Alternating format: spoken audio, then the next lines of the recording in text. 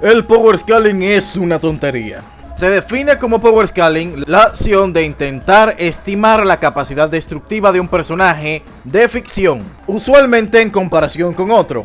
Esto es una de las gilipolleces más grandes de la humanidad. El power scaling es estúpido y dañino, tanto así que estoy hasta casi convencido de que cuando Dios dijo de los caballos del apocalipsis, uno de ellos era el power scaling. Y tú dirás, hombre, pero ¿qué es lo que tiene tanto de malo? Solo son dos pendejos discutiendo pendejadas, ¿no? No te dejes engañar, amigo. Recuerda que el Señor dijo que el diablo sería atractivo. Claro, en primera instancia puede parecer algo hasta productivo e intelectual, pero yo te garantizo que no lo es. Y voy a proceder a explicar por qué. Sin más preámbulo, hablemos del peor caballo del apocalipsis.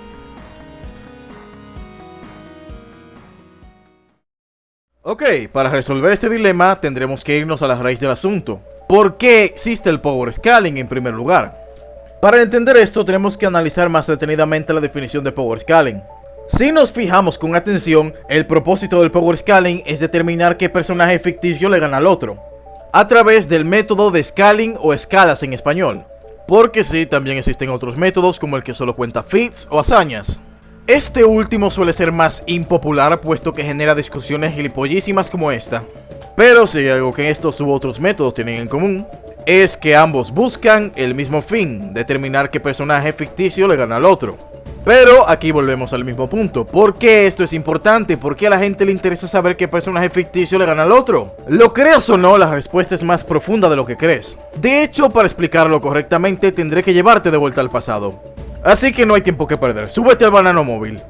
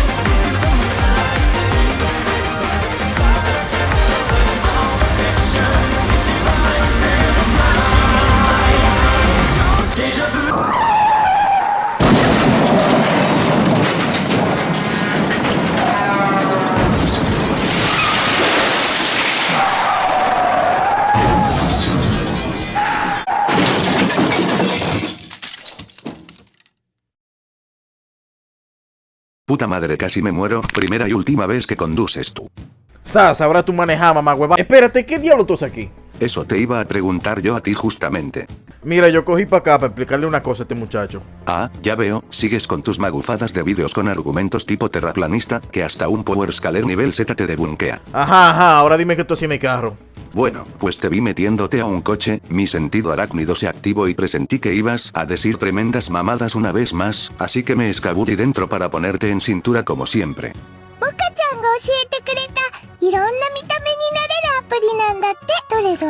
¿Y esta china? ¿Tú metiste una china para el carro? ¿A mí qué me cuentas? Esa ya estaba ahí de antes de que yo entrara junta con los otros. ¿Los otros? Güey, el que tiene el carro que salga.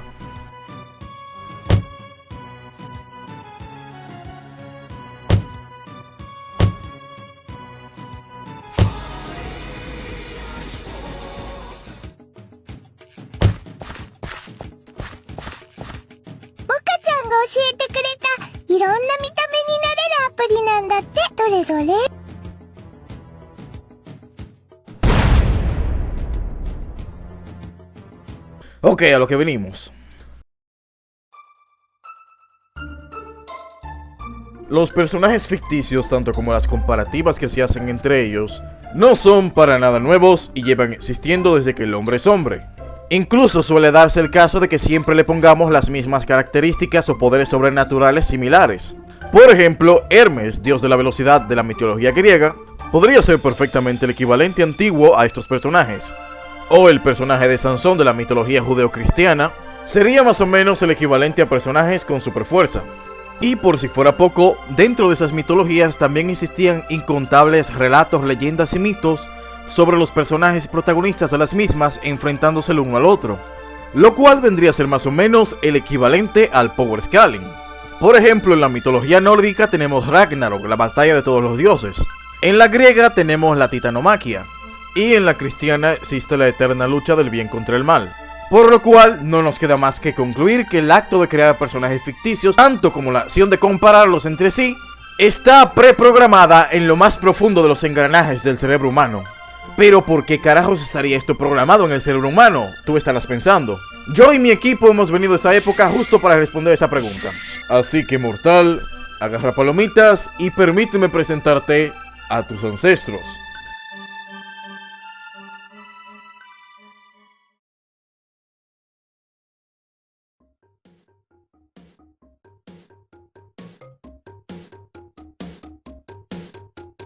La vida en la prehistoria era muy diferente a la vida moderna.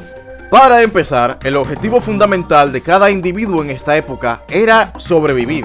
Hoy en día ya no pensamos tanto en eso, puesto que tenemos todas nuestras necesidades cubiertas. Pero en aquel entonces este no era el caso. Tanto la comida como otros recursos naturales escaseaban tremendamente, por lo cual teníamos que recurrir a matar animales más pequeños para poder alimentarnos y sobrevivir. Pero al igual que en un RPG, existían encuentros no deseados, como por ejemplo este señor. Para ponerte en contexto, encontrarte con una cosa así en aquel entonces era el total equivalente de encontrarte con el jefe final al principio del juego.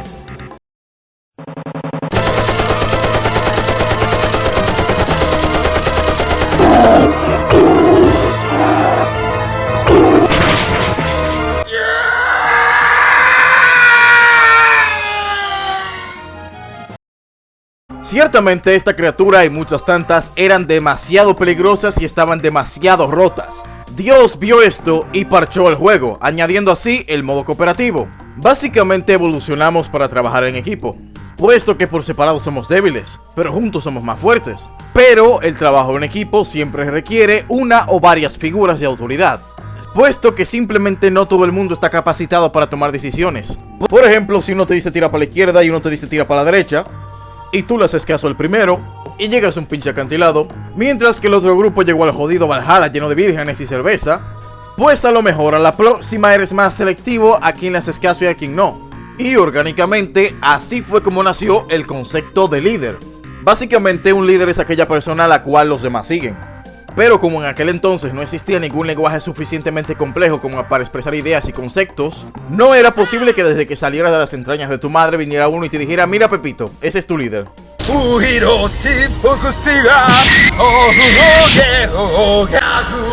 Por lo cual, el cerebro humano terminó desarrollando ciertas funciones que ayudaban a reconocer los patrones que indicaban cuando una persona era la que estaba al mando o la que debía estar al mando. En español, tu cerebro es capaz de reconocer un líder a 1000 kilómetros de distancia. Usualmente se reconocen porque portan una o varias de estas características. Ser capaz de reconocer un líder a simple vista es muy conveniente. ¿Te imaginas lo que te podría pasar si te expresas de la manera incorrecta con la persona equivocada?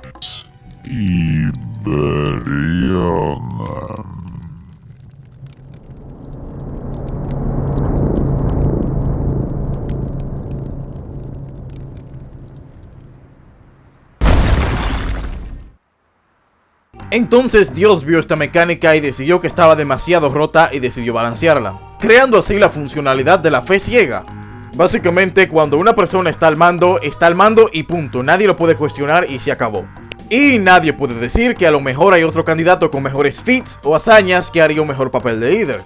Porque los seguidores de este líder, y no el líder mismo, serían los primeros en decir que a lo mejor tú no deberías seguir viviendo en esta tribu, o a lo mejor tú no deberías seguir viviendo en general. Y esto no sucede porque el candidato a la presidencia que tú quieras nominar no sea objetivamente mejor que el anterior. Simple y sencillamente, lo que sucede aquí es que sus seguidores tienen una fe ciega en él. Porque recordemos lo anteriormente dicho, en aquel entonces no todo el mundo era apto para tomar decisiones. Si la mayoría de la población fuera capaz de determinar cuándo un individuo u otro es mejor que otro de manera objetiva, pues a lo mejor ni siquiera necesitaríamos un líder. Los líderes existen porque existe mucha gente que no quiere tomar decisiones. Y la única manera de que una tribu acepte un nuevo líder es que el candidato tome el mando por la fuerza. No obstante, no conforme con este nerfeo, Dios decidió darle al hombre una cosa tan horrible que ni el mismo Satanás le hubiera dado a su peor enemigo. Puesto que si la maldad misma tiene nombre, ese ha de ser el de la maldición que el Señor le otorgó al hombre. Un mal conocido como sentimiento de pertenencia.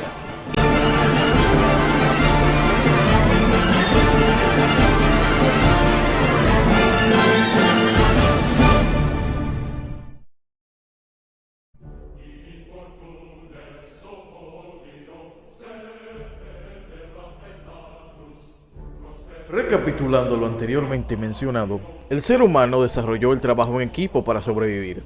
Todo esto gracias a agruparnos en tribus bajo el mandato de un líder. Pero hay una pequeña parte que no mencioné. ¿Qué pasa cuando una tribu se encuentra con otra? Esto es lo que sucede. Un enfrentamiento violento, cuyos niveles de carnicería harían temblar al más edgy fan de gore. La explicación completa de por qué nuestra primera reacción ante una tribu enemiga es violencia es demasiado larga para abarcarla en este video. Así que me ceñiré a los hechos y señalaré lo obvio. Los seres humanos somos animales sociales y como tales, nos relacionamos entre nosotros a través de grupos. Pero tenemos esta pequeña particularidad de sentirnos pertenecientes a un grupo en específico, lo cual nos hace observar a grupos diferentes como grupos enemigos. Puesto que la mentalidad de nuestro cerebro de lagarto es ¿estás conmigo o estás con el enemigo? ¿Y qué tiene que ver todo esto con el tema del video? Te estarás preguntando. Permíteme responder esa pregunta a continuación.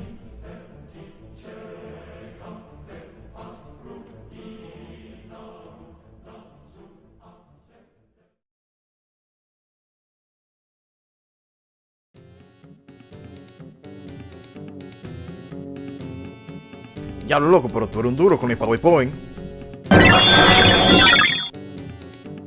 Ey, ¿ya terminaste la mierda esa de video de 4 horas? Pregunto para poder debunkeártelo en un video de 5 minutos, claro. Coño, ya viene este con su mierda. Loco, tú no tienes oficio, Menos charla y más acción. Aparte, me he estado preguntando cómo nos vas a sacar de aquí. Uno de los caníbales estos me mordió un tobillo y estos mongolos no supieron cómo ayudarme. La Loli solo me dijo que el subhumano ese era multiversal o algo así. En conclusión, odio esta mierda y me quiero ir a mi casa. Bueno, pues tú te aguantas porque a ti nadie te mandó a venir para acá. Sí, mira, ya mejor termina la magufería esa de video, que no quiero estar aquí cuando se les acabe el pari a estos chimpancés.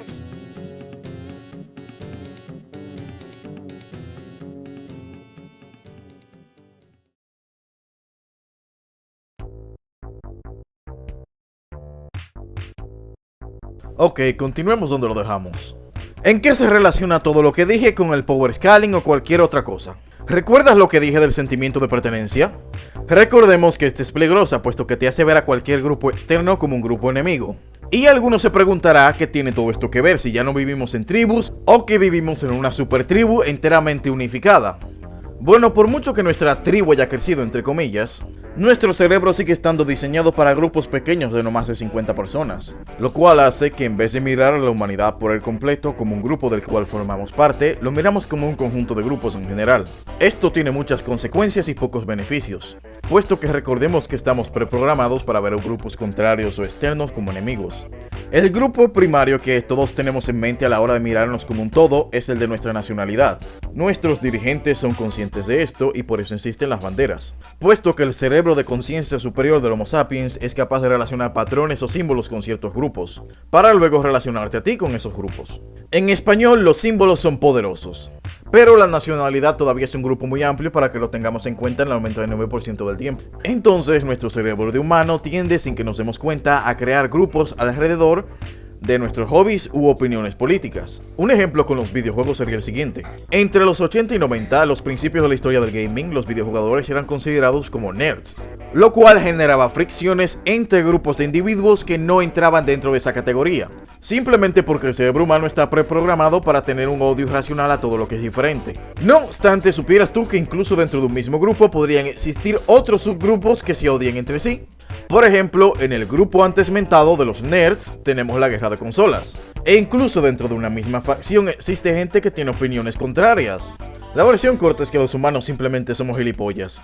puesto que objetivamente hablando este tipo de peleas son estúpidas e innecesarias. Por ejemplo, si tú y yo tenemos un hobby en común, ¿eso no debería unirnos más como individuos en lugar de separarnos? Y asimismo, el racismo, la homofobia, la xenofobia, la guerra de género, etcétera, etcétera, todo eso viene de que la gente se identifica con un grupo en específico y se siente partidario del mismo, creando así la ilusión mental de que cualquier grupo contrario es un grupo enemigo. Otro buen ejemplo serían las guerras religiosas como las cruzadas. Así es, la religión fue el primer fandom tóxico. Y hablando de fandoms tóxicos, que no te sorprenda que la mayoría de personajes que las malas lenguas dicen que le ganan a Goku, por ejemplo, proceden de series que les gustan a los que hacen estas afirmaciones. Y no es broma, en internet se pueden encontrar miles de discusiones y fanarts sobre si Goku le ganaría a un personaje todo random que Goku podría ganarle sin mover un dedo. ¿Por qué Einstein se equivocó? Realmente hay 3 cosas infinitas en vez de 2. El universo, la estupidez humana y la fuerza fanboy. Y no estoy seguro de las primeras 2. Otra prueba de que la gente siempre usa personajes que les gustan serían personajes como este. Para el que no lo conozca, este personaje se llama Magi-chan, personaje que a diferencia de Arceus y Alien X, sí es omnipotente. Pero nunca vas a encontrar un solo argumento ni fanart de este personaje contra Goku ni ningún otro personaje de toda la ficción, simple y sencillamente porque este personaje procede de un cómic mierdoso que no le importa a nadie. Mientras tanto, estos personajes de libros han sido comparados con Goku a cierto punto. El Power Scaling no es y nunca será neutro, puesto que simple y sencillamente a la mayoría de gente presente en este no les interesa la verdad, solo quieren tener razón.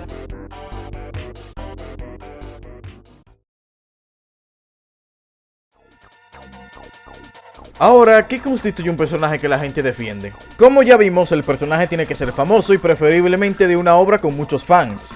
Pero esa no puede ser toda la fórmula, porque rara vez se escucha hablar de personajes como Shinji Ikari que cumplen todos esos criterios. Y esto no es por falta de fuerza ni de feats. El conocedor estándar de Evangelion sabe que Shinji con el Evangelion número 1 más la lanza de Longimus está muy OP. Pero ¿qué diferencia a personajes como Shinji Ikari de personajes como Superman o Saitama? Bueno, el que puso atención a la clase ya sabe por qué. Usualmente los personajes que la gente defiende tienen una o varias de estas características. ¿Esto no te recuerda a algo? Como vimos anteriormente, el ser humano está programado para admirar estas características, tanto en personas reales como ficticias, por lo cual la mayoría de los dioses de antaño las tenían. Dado que estos mecanismos solo existen para poder determinar un buen líder, el cerebro humano está predispuesto a admirar estas cualidades más en hombres que en mujeres. Por eso la mayoría de personajes que la gente compara entre sí son hombres. Y no se les hace cualquier comparación. Tú nunca has visto ni verás a nadie discutiendo si Cell le gana a Iron Man en básquetbol, o a personajes que literalmente se dedican a esto. Siempre tiene que ser una pelea a muerte. Esto se da porque nuestros cerebros están programados para pensar en la persona más fuerte como el mejor en todo sentido. Pero también está el asunto de la dominación. No voy a extenderme mucho sobre este tema porque es muy amplio y ya lo abarqué en mayor medida en mi video de Goku contra Finn. Solo me limitaré a decir que el hecho de que alguien te gane una pelea se considera una especie de humillación social, exclusivamente en hombres, puesto que si alguien te gana una pelea significa que te puede hacer una dominación sexual, un método barbárico de probar quién es el más macho que lamentablemente se sigue usando a día de hoy. Esta es la razón por la cual las personas con un lenguaje más soez suelen expresarse con términos sexualizados a la hora de hablar de una pelea. Si te fijas con atención, ese tipo de lenguaje nunca se usa cuando se habla de mujeres. Ni tampoco se le suele hacer fanarts donde se haga énfasis en la dominación. Y por eso el Power Scaling suele ser tan mainstream, porque a nadie le gusta ver su personaje favorito humillado. Y por si fuera poco, también está el efecto de la aureola. Realmente no se llama así, simplemente no encontré el término técnico de la madre que voy a explicar ahora. Básicamente me refiero a ese efecto psicológico de cuando ves a un personaje haciendo cosas imponentes o imponiendo respeto solo con su presencia, lo cual hace que uno se cree una imagen mental de este personaje como una figura de autoridad. Básicamente una persona así se vuelve invencible a nuestros ojos. Este efecto psicológico es superficial y no se basa en hechos. Es como cuando ves una persona con traje y piensas que es más inteligente o más educada que una persona que no tenga. O como cuando ves una persona más alta que otra y piensas que la primera es mejor líder o inspira más confianza. Un buen ejemplo de este efecto en el mundo del Power Scaling sería el personaje de Goku de la serie Dragon Ball. Los más jóvenes no lo sabrán, pero antes del 2015 Goku era visto como este personaje casi divino que podía ganarle a todo el mundo. Y hoy en día te sacan edits de que hasta una hormiga le gana a Goku. ¿Qué fue lo que cambió? Bueno, en 2015 salió Dragon Ball Super, serie la cual nos presenta a un Goku muy diferente. Si bien canónicamente se supone que cada personaje de esta serie es más fuerte que cualquier personaje de series pasadas, por varios motivos esto no se siente así. Y yo no voy a decir nada, simplemente ponle atención al lenguaje corporal y expresiones faciales del Goku moderno y compáralos con el antiguo. Y si me vas a salir con alguna mamada de que el Goku de Toei era el único que tenías en las series, mejor cállate y ponte a ver Dragon Ball. Como digo, este efecto psicológico es dañino porque genera situaciones como esta.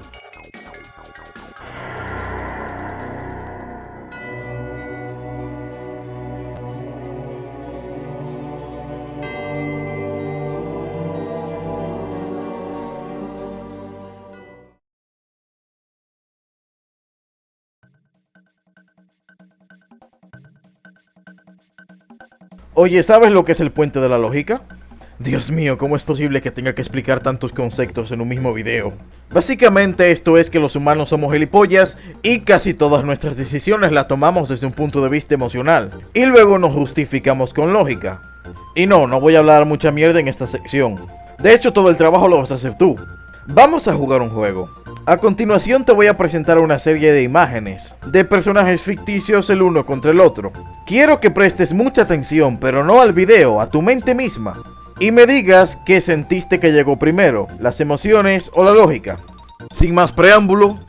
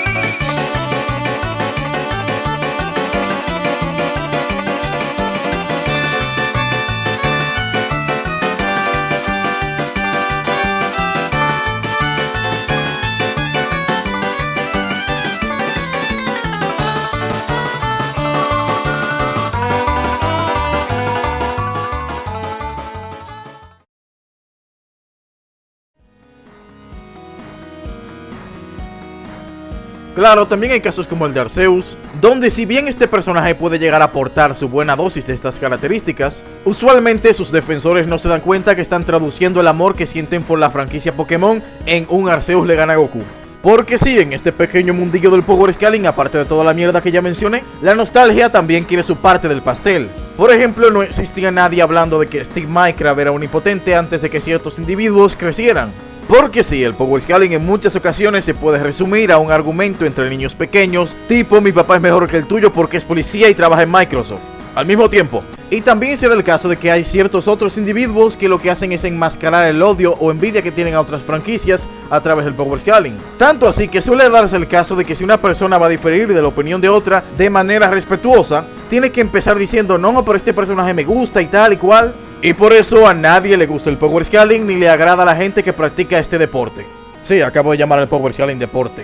No es la primera vez que hago esta broma. Usualmente la hago porque personalmente yo veo el Power Scaling como una batalla mental entre tu adversario y tú, como el ajedrez. No obstante, hay algo que el ajedrez tiene que el Power Scaling nunca va a tener. Y eso es que en el ajedrez siempre se sabe quién ganó. En el Power Scaling eso no se puede porque los personajes ficticios que estamos discutiendo no existen. Por lo cual nunca vamos a tener una respuesta 100% fiable. Lo único que podemos hacer son especulaciones, hipótesis y teorías. Pero eso no significa que todo lo que podamos llegar a decir ya vaya a ser inválido o incorrecto. Por ejemplo, dentro de la comunidad científica hay teorías que tienen más peso que otras o teorías que se han demostrado que son ciertas. Entonces, si bien es posible que muchas de nuestras especulaciones vayan a ser acertadas, no podemos saberlo. Así que lo que mejor podemos hacer es intentar llegar a una conclusión que nos satisfaga a todos o a la mayoría. Pero conociendo la comunidad del Power Scaling, esto nunca va a suceder. Y ya sé lo que estás pensando. Si siempre supiste toda esta mierda, ¿esto no te haría un hipócrita por haber hecho Power Scaling? Sí. pero vas a seguir haciendo videos de esto, ¿sí?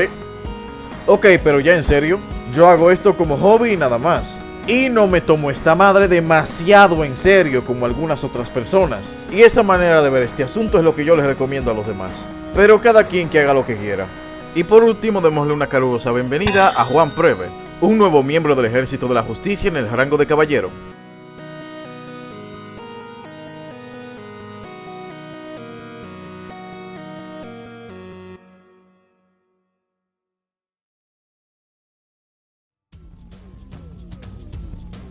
No puedes decir que no te lo dije, gilipuertas. Espero que tengas un plan. Preocúpate mío, que atento a que DeLorean se desgració, ese tipo que está ahí de Wave y tiempo. Esa cosa está más tiesa que tus neuronas cuando hablas de Cocoon. Güey, confía en mí, para eso es el plan. ¿Cuál plan?